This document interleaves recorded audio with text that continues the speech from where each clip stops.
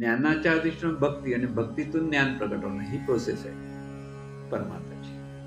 आणि ती आपल्याला आता परत त्याच्यासाठी चेक करण्याच्या त्या पद्धतीने आपण गेलेलं अधिक चांगलं, की हे कसं होतं हे मी आता तुम्हाला स्पष्ट करतो. आणि म्हणून आपल्याला ह्या सगळ्या साधना हे सद्गुरू भक्तीतून व्हायला पाहिजे. सद्गुरूंनी ज्ञान दिलंय त्या ज्ञानाप्रमाणे आपण ते करतो आहोत. सद्गुरूंनी सांगितले डोळे बंद कर, डोळे बंद कर. सद्गुरू म्हटलं समोर काय दिसतं, काळं दिसतं. मग कोणाला दिसतो तिथे बघ म्हणतात, तर तू बघायला पाहिजे.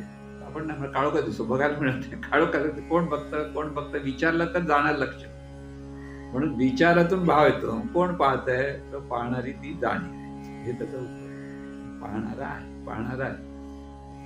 परमेश्वराची ओळख ही पाहणाऱ्यातून होते, दुसऱ्या कशातून होऊ शकत नाही. ज्यावेळेला आपल्याला पाहणारा कळतो तिथेच परमेश्वराची ओळख आहे.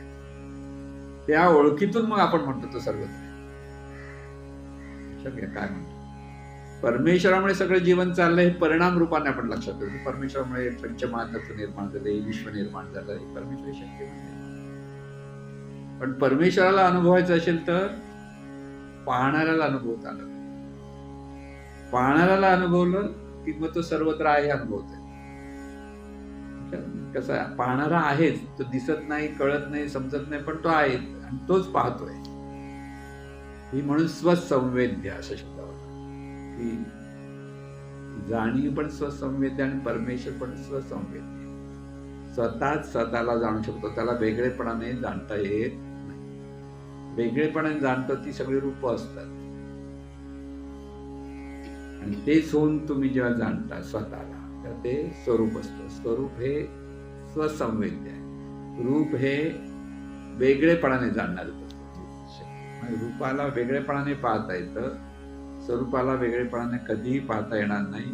पहिला नक्की लक्षात ठेवते, आपण जाणी आहोत हे आपणच आपली ओळख पुन्हा पुन्हा धरत राहायची आहे. इथे अनुभवत राहायचं की तू जाणीव आहेस, तू जाणीव आहे. म्हणून ऑफिसमध्ये गेल्यानंतर ही म्हणत होती की ऑफिसमध्ये गेलं मी विसरते म्हणजे जाणीव विसरलं की सगळं विसरलं. ईश्वर आहेस, ऑफिसमध्ये गेले तरी जाणीव म्हणूनच कार्य पाहिजे. परमेश्वराचं कार्य चालू आहे, तुझं कार्य म्हणजे परमेश्वराचं कार्य आहे. जाणीवेचं कार्य त्यापासून व्हायला सद्गुरू कार्य आहे. सद्गुरू कार्य म्हणून प्रत्येकाने होत. पूर्वी आपण गणपती देवी लोक जायचे, काय कष्ट काय कमी होते का, पण आवड होती सद्गुरू कार्य. तसं ऑफिसचं कार्य पण सद्गुरू कार्य आणि घरचं काम पण सद्गुरू कार्य.